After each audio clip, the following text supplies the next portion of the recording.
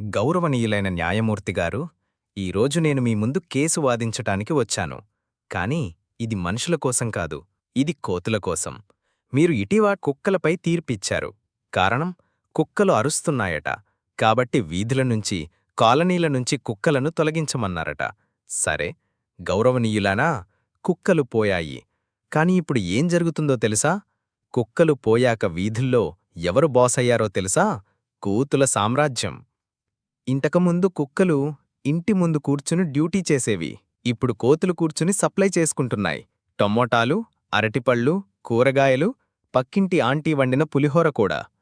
మునుపు కుక్కలు రాత్రి భౌ భౌ అనరిస్తే మన నిద్రలేచి చూడు ఎవరు వచ్చారు అనేవాళ్లం. ఇప్పుడు రాత్రి పైకప్పు మీద ఓ ఓ ఓ అని శబ్దం వస్తే లేచి చూస్తే కోతి మీ గ్యాస్ స్టవ్ మీద బొబ్బట్లు వేస్తోంది. గౌరవనీయులారా, కుక్కలు లేకుండా చేయడమంటే భద్రతా గార్డులు తొలగించడం లాంటిదే. ఇప్పుడు కోతులు ఇంటి లోపలికి వచ్చి ఇది మా హక్కు అని న్యాయపరంగా కూర్చుంటున్నాయి. కాబట్టి గౌరవనీయులారా, మీరు కుక్కలకు శిక్ష వేయే ముందు ఒకసారి కోతుల నేరచరిత్ర కూడా పరిశీలించండి. లేదంటే మేము కోర్టు నుంచి తిరిగి ఇంటికి వెళ్లేసరికి కుక్కలు గల్లీ నుంచి పోతాయి కాని కోతులు మా హాల్లో కూర్చుంటాయి. జై హింద్, జై భద్రతా బౌభౌ.